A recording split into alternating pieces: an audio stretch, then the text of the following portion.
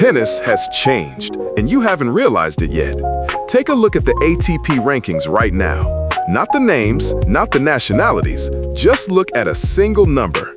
Height, Zverev, 6'6", Medvedev, 6'6", Fritz, 6'5", Shelton, 6'4", Auger Aliassime, 6'4", and sitting at world number 1, Jannik Sinner, 6'3", with a wingspan like a hawk. This is not a fluke. This is not a coincidence. This is a systematic shift in the DNA of the sport we love. And if you haven't been paying attention, you've missed one of the most fascinating stories in modern tennis. For decades, tennis followed an unwritten rule. The ideal physique sat around 6'1" to 6'3". That was the golden zone. Tall enough for a powerful serve, compact enough to move fast. Federer, Nadal, Sampras, they all stood within that frame. And the true giants? They were dismissed as serve bots, impressive for a set, but gradually worn down as the match dragged on. But something has changed, and it changed in a way that even experts haven't fully agreed on regarding the true cause.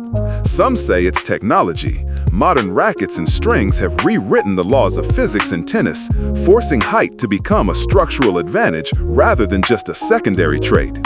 Others say it's the evolution of the athlete. The new generation of giants are no longer clumsy. They slide, change direction, and recover with a fluidity that their predecessors never possessed. The answer, as you will see, is not simply one or the other. It is both, plus a few things we haven't yet found a name for. In this video, we will get to the bottom of that question. Why has tennis suddenly become so tall? What advantage does height truly bring? And what is the real cost? And are shorter players on the verge of extinction in elite competition? If you love tennis and want to understand the sport at a deeper level, not just watching the score, but understanding why the score happens, then Tennis Insider is the place for you. Subscribe to the channel so you don't miss analyses like this every week. The serve machine and the price of height. To understand why tennis is getting taller, we first have to understand why for a long time, height was a burden. Think back to John Isner, 6'10", the fastest serve in Grand Slam history, the longest match in Wimbledon history, ending with the score of 70-68 in the final set, and he was on the winning side. It sounds perfect, but why did Isner never break into the world top 5? Why could he, despite possessing the most terrifying serve in tennis, not convert that advantage into total dominance? The answer lies in a simple concept. Tennis is not a sport of one shot. Tennis is a sport of thousands of shots, and more importantly, thousands of movements between those shots. In a high-level match, a player can run a total of 3 to 5 kilometers. They stop, restart, change direction, lower their body, spring up hundreds of times. And this is exactly where a tall body becomes its own enemy. A tall body carries a higher center of gravity. A higher center of gravity means instability during sudden changes of direction. It requires more mechanical force to stop and accelerate again. It is difficult to get low to handle low balls, the kind of shots opponents deliberately hit at your feet when they know you're tall. And in 5-set matches lasting 4 or 5 hours, every extra meter of height is a little more energy burned with every movement. This is why Ivo Karlovic, 6'11", holder of the record for the most aces in ATP history, also never broke the top 14 barrier. His serve was a weapon, but the rest of the match was a battlefield where his height became a weakness. This is the movement tax, the price a large body must pay to survive in elite tennis. And for a very long time, that tax was too high to be worth the trade-off. The question now is, what has changed to make that tax drop? And who is the person who found a way to dodge it? Strings and the topspin revolution. If you want to point to a single cause, a technical turning point that triggered the entire change of changes in modern tennis, it isn't fitness training. It's not sports nutrition. It's not data science. It's a string. Specifically, it's polyester strings, also known as monofilament strings, and how they have completely changed the mechanics of tennis over the last 30 years. Before the 1990s, most players used natural gut or nylon strings. These strings were soft and easy to control, but they had a physical limit. If you swung the racket too hard, the ball would fly out of bounds. To keep the ball in the court, you had to control your power, meaning you couldn't attack with full force. Polyester strings changed that equation. With their stiffness and faster snapback capability, polyester strings allow players to swing hard while still generating massive amounts of topspin. Topspin is what pulls the ball down to the ground, helping the ball stay in the court even when hit extremely hard. The result? The ball travels faster, heavier, and bounces higher than ever after hitting the court surface. This is a geological shift in tennis. Before polyester strings, the ball after the bounce was usually around waist to chest height. After polyester strings, with heavy topspin, the ball frequently bounces to shoulder level, even head height. And this is where the geometry becomes cruel to shorter players. Imagine a heavy topspin ball bouncing up. For Jannik Sinner at 6'3", that ball bounces at his chest level, the ideal hitting zone where he has the leverage and the optimal attack angle. For Sebastian Baez at 5'7", that same ball bounces to shoulder height or higher, forcing him to handle the ball from a disadvantageous position, losing leverage and losing attack angles even before the rally truly begins. Technology is not biased, but physics is. The zone of compromise, when the gold standard is redrawn. There is a concept that tennis analysts often use, even if no one names it officially: the zone of compromise. This is the height range where a player can take advantage of the benefits of being tall without paying too much of the giant's price. Before the 2020s, that zone sat at 6'1" to 6'3". It is no coincidence that Federer, 6 feet 1 inch, Nadal, 6 feet 1 inch, Djokovic, 6 feet 2 inches, and Sampras, 6 feet 1 inch, all fell exactly into that frame.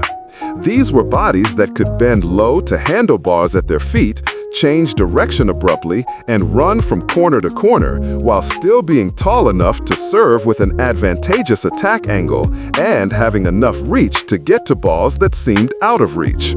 The Federer, Nadal, Djokovic generation was not the most optimal generation in terms of pure physique.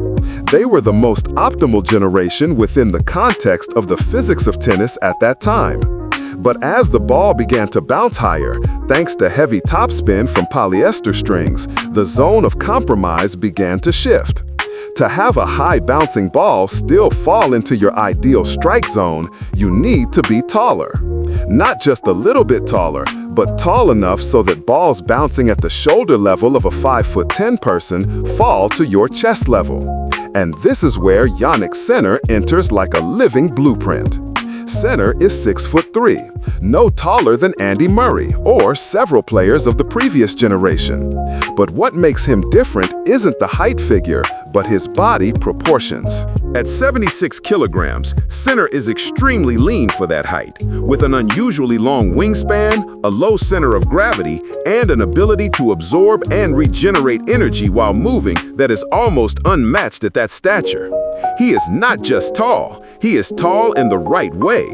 And that is the difference between an advantage and a burden. Medvedev, the glitch in the system.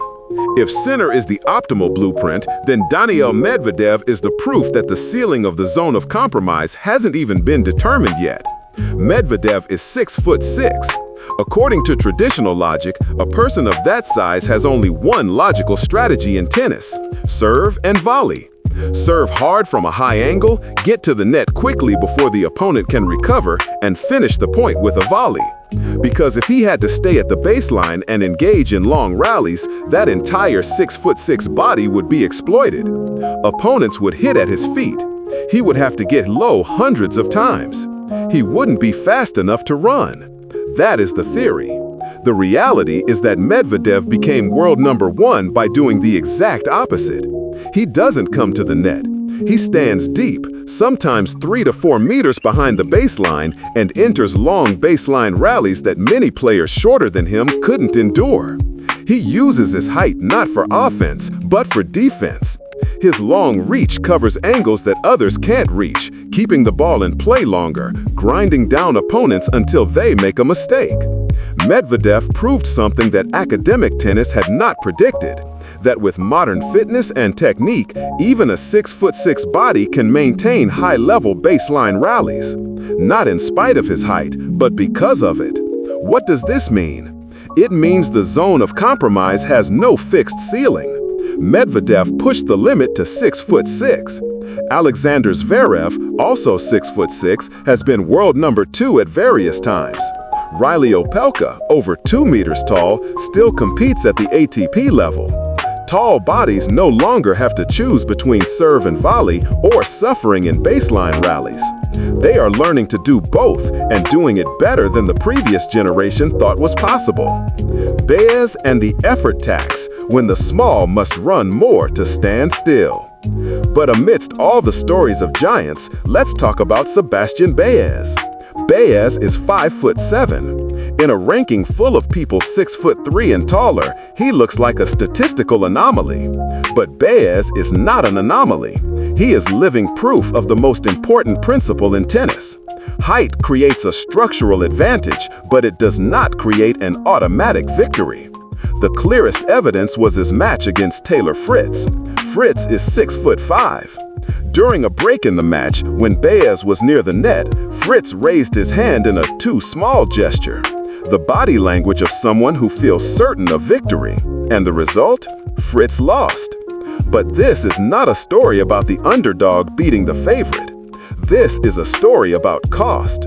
For Baez to beat Fritz in that match, he had to do more than Fritz at every point. Anticipate the opponent's intentions earlier, because a late reaction means the ball will bounce over his head before he can get into position.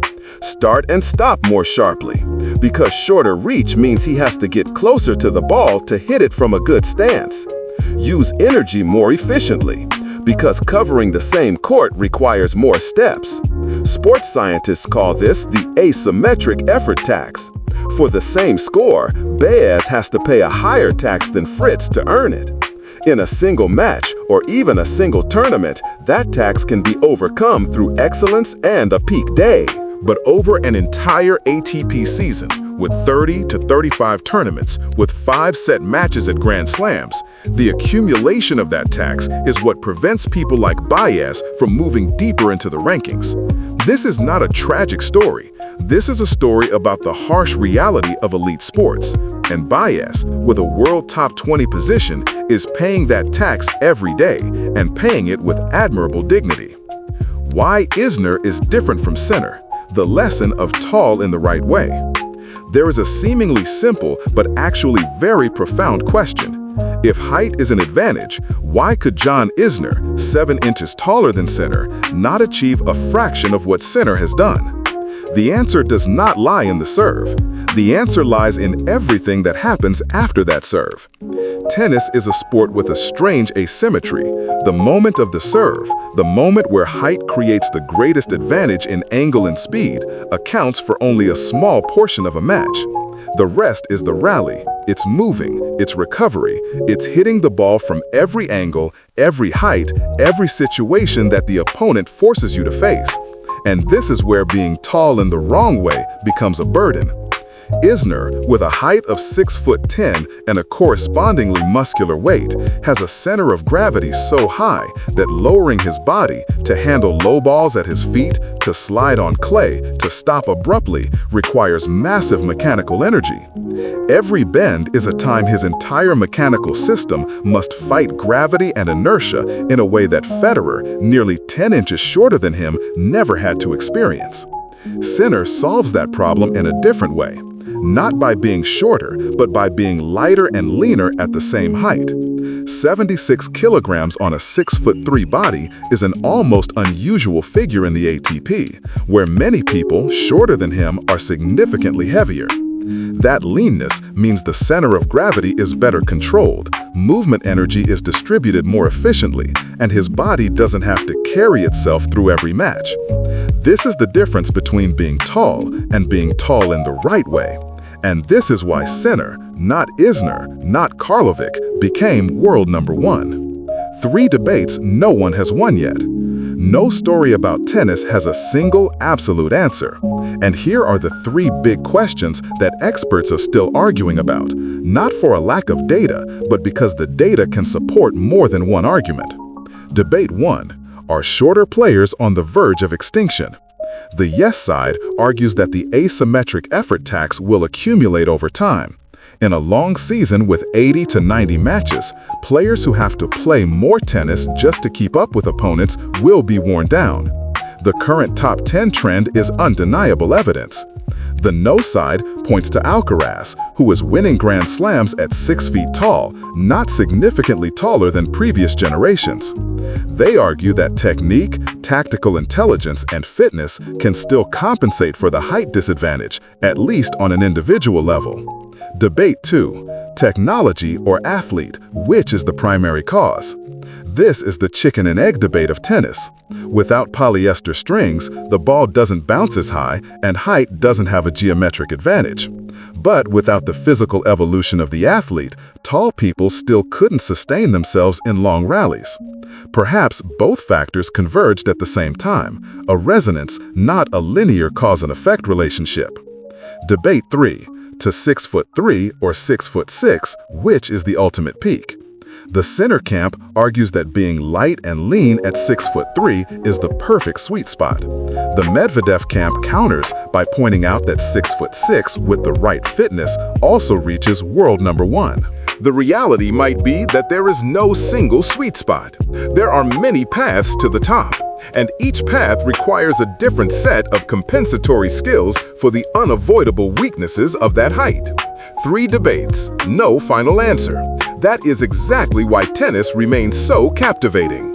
Carlos Alcaraz, the glitch in this very argument. This is the moment we have to be honest with ourselves about one thing that the giantification of tennis story can neatly explain. Carlos Alcaraz. Alcaraz is 6'0", exactly the height that analysts call gradually being pushed out of the zone of compromise. He is no taller than Federer, no taller than Agassi. If the giantification trend were absolute and unavoidable, then Alcaraz should theoretically be in the top 30, not a winner of 4 Grand Slams and competing for the world number 1 spot with Sinner. And this is where we must be careful with the trap of beautiful storytelling. When an event doesn't fit the story, the storyteller tends to call it an anomaly and move on. But when that anomaly is named Carlos Alcaraz, who is winning Grand Slams on every surface at age 20, then perhaps it's not an anomaly. Perhaps it's proof that the story needs to be adjusted. Alcaraz shows that height is one of many variables, not the only variable, not the absolute variable. His foot speed compensates for his shorter reach. His offensive explosiveness reduces the number of times he has to endure high-bouncing balls. And his tactical intelligence allows him to proactively shape the point in a way that minimizes his disadvantages. This is not a denial of the trend. The ATP top 10 is still getting taller. Height is still a real structural advantage in modern tennis. But tennis, fortunately, is not a sport where a single variable can decide everything.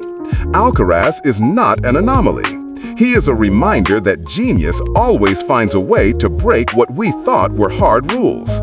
The future of tennis and why you should keep watching. So, where is tennis going? If current trends continue, we can expect to see more players in the 6'3" to 6'6" range dominating the rankings. Not because height is the only weapon, but because modern tennis has created a physical environment where that height, combined with the right fitness and technique, is the most efficient formula. But let's ask the opposite question. What could change this trend? If tennis associations decide to change the ball specifications, making balls heavier, slower, less bouncy, height will lose part of its geometric advantage. If clay courts return to dominance in the schedule, a persistent defensive style could become more competitive against a high-speed offensive style. And if a 5'9" genius appears with unusual reaction speeds and breakthrough tactical thinking, then the story we just told might need to be rewritten from scratch. That is the beauty of tennis. It is never entirely decided by physics or technology or height. There is always room for the human being, with all their complexity, will, and unpredictable genius. And this is exactly what Tennis Insider exists to explore. Not just scores and results, but why those scores happen. Not just who beats whom, but what mechanics decide who wins. If this is the type of analysis you seek, stories that go deep into the physical, tactical, and human layers of elite tennis, then subscribe to Tennis Insider right below. We release new videos every week, and every video is built to help you watch tennis in a way you've never seen before. Height is winning, but the story is not over yet.